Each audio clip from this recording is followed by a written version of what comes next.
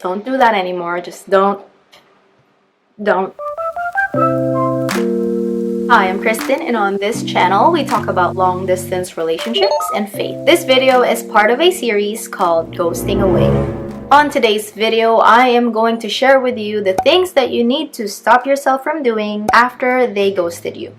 Let's jump right in. Number 1, stop beating yourself up for a choice that you didn't make. Them leaving was all their choice. That is on them, and they will be accountable for their own actions. Number 2, stop blaming yourself for something that you don't even have an answer to. So, of course, anyone who's been ghosted would not know the reason why. Stop blaming yourself that it's all your fault because you don't even know why they left. Maybe it's a personal reason. Maybe it's their own life. Maybe it's their own career, their own struggles. So until you know the real answer, don't blame yourself. Yes, maybe you've had some shortcomings and you've had some faults. But if you know that you already said sorry and asked for forgiveness for those things, then there is no guilt on your end. But you gotta make sure too that you are really genuine with your sorry. Because you can't just say sorry and not act upon it and change your behavior afterwards. So if you're able to do your due diligence and your responsibility on your end and then they ghost, don't blame yourself. Maybe there are other more bigger reasons why they had to leave. Number 3, stop feeling so much guilt for losing someone who doesn't even care about losing you. For sure, there's a reason why they left, and they chose that reason more than staying. And sadly, unfortunately, they love that reason more than they love you. So if they left and you know truthfully that you did your best to love them, then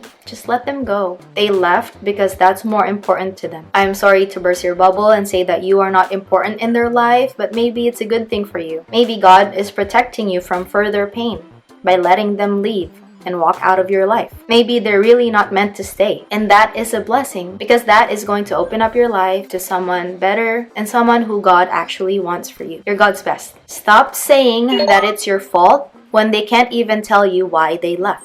So again, this brings us back to the second point. Maybe they can't tell you the reason right now, but perhaps down the road, they'll be able to. Or even if they can't tell you in the future, you have to be able to understand and realize that you'll have to embrace the fact that you might never know the reasons. So in order for you to move on better, you have to stop putting the fault or the blame on yourself. Things happened and they're all in the past, and the current situation that you're in where they chose to leave, it is not always your fault. I know it's tempting to start to feel worthless and shameful and embarrassed for everything that has happened. But sometimes a person's big decision is a collection of many different factors in their life. So okay, maybe you played a part as to why they left, but you also have to take into consideration all the other factors that played a part into having them make this decision. Number 5, stop feeling shame for loving someone more than they loved you. What's important is that you've been honest and truthful this whole time. You gave your honest self the best that you can give. And if they weren't able to reciprocate that, losing them is a good thing. Because you definitely deserve someone better who can give you back all the love that you deserve unconditionally. Number 6, you have to stop thinking that you're worthless or unlovable if they can't even treat you with the decency to tell you what's wrong. You are a worthy person, you are a lovable person, and you are special and unique and beautiful to be with someone who thinks so. You deserve to be with someone who prioritizes you, your relationship, your feelings, your heart, your values, your decisions, and your well-being. And if someone truly, genuinely loves you, they will always want what's best for you. So to end, there is no shame in being left behind. What's shameful is walking away from someone who would have loved you selflessly and unconditionally. So if you're currently going through a breakup or a ghosting situation, I'm really sorry that you had to experience this. Maybe this relationship is really not meant for you, and that's why you had to separate ways. If you were able to relate with anything that I was able to share today, you might be interested in watching more of these ghosting related videos. I will leave a card up here for the Ghosting Away playlist so that you can just head over there in one click. Again, don't forget to subscribe to the channel and hit that bell for more long distance relationship topics and faith talks. If you like this video, don't forget to give it a thumbs up. And as always, I will see you later.